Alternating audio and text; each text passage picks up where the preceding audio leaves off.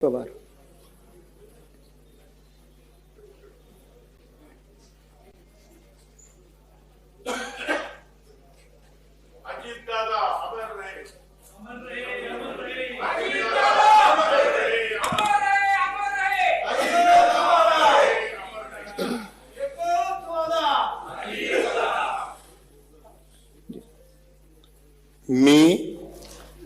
मी सुनेत्रा अजित पवार गांभीर्यपूर्वक प्रतिज्ञा करते की कायद्याद्वारे स्थापित झाले आहे अशा भारताच्या संविधानाबद्दल मी खरी श्रद्धा व निष्ठा बाळगीन.